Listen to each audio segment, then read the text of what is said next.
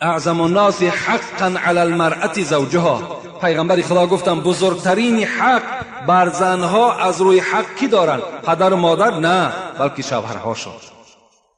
هر جایی که زن بخواهد که سفر کند از شوهر میپرسد، هر کاری را که انجام دهد باید از شوهر پرسد، دیگر از پدر و مادر نمیپرسد. زیرا بزرگترین حق بالای زنها وقتی شوهر میکنند این حق شوهر است. من دوست می‌دارم که بسیار زنها وقتی شوهرها از کار میآیند با یک چهره خندان، با یک تبسم، اگرچند که مرد همان روز هیچ فایده هم نیاورده باشد، بلکه تسلی دهد که میلش امروز در نصیب تو نبوده است، در رزق تو نبوده است، مانده نشو، پروا نکن، انشالله فردا میابی، فردا هم نیافتی فردا دیگر میابی. من در ناداری تو، در داراگی تو طاقت کرده بودم، در ناداریت هم طاقت میکنم. این چنین اگر لفظا از زنی ما و شما، خواهرای ما و شما صادر شود، انشاءالله زندگی اونها خیلی نیکبخت میشود. باور کنید زندگی اسما را وقتی در کتاب میخواند انسان هیچگاه طاقت کردن نمیتواند. اسماء دختر ابوبکر صدیق بودند، یار اول پیغمبر خدا بودند، شخصی بودند که به 2 نفر سلام از خدا آمدگی است، یکی ابوبکر است یکی خدیجه است.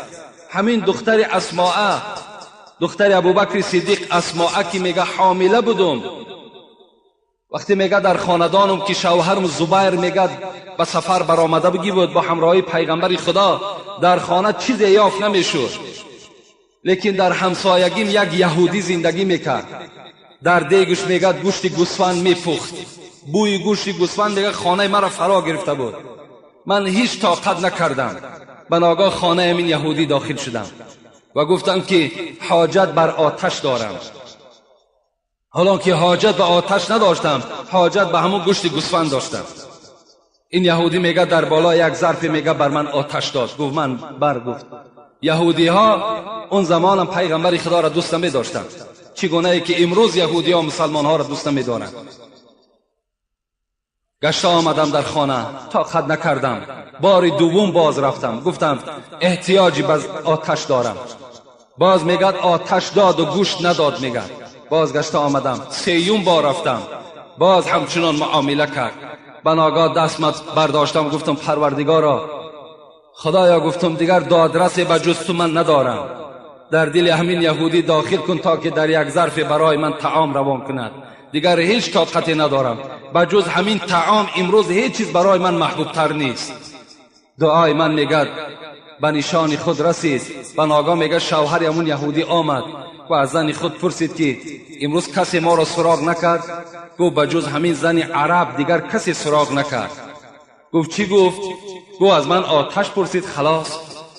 گفت ای زنه، گفت در یک ظرف گفت گوشت و آب همین شوربای گوشت پر کن و برده بر همین همسایه عرب بده، تا اگر بر او طعام ندهی این طعام تو برای من حرام است، من نمیخورم. دعای اسماء در نزد خدا قبول گشت. در همین خیل شرایط ها اون زنها چکار کردن؟ طاقت کردن و شوهرهای خدا احترام کردن. خدا رحمت کند سعدی را چی میگد؟ زنی خوب فرمانبری پارسا، کند مردی درویش را پادشاه. اگر زنی خوب باشد، فرمانبردار باشد، خدا ترس باشد، همین مرد فقیر گدای تلبنده را پادشاه میکند. برو 5 نوبت بزن بر درت، اگر یاری موافق بود در برت. خدا رحمت کند سعدی را. برو ای مرد، میگد خوش به حالت 5 وقت نماز به جماعت بخوان، وقتی که زنی مسلمان داشته باشی. تو زنی مسلمان داشته باشی، بی پروا رفته در مسجد نماز خواندن بگیر، هیچ فکر خیال در خاطرت نگذران. همه روز اگر غم خوری غم مدار، چو شب غم گسارت بود در کنار. چی تو امروز روزی دراز تشویش زندگی میخوری، چه از ناداری خیلی غم میخوری، مادامی که در برت شب یک یاری موافق داری، یک زنی مسلمان داری، دیگر پروا نکن، دیگر پروا نکن. به زندان قاضی گرفتار به، که در خانه بینی در ابرو گیره. خدا رحمت کند. میگه وقتی که اگر زنی داشته باشی که خوق داشته باشد، چی تو دارا باشی چی نادار باشی، وقتی خانه مدرای میبینی که ابروهای گره بسته، میبینی که یک اندام تروش بر روی تو میکند، از این ده گفت همون زندان قاضی بهتر است از اویی که در این خیل خانه این خیل زن زندگی میکند.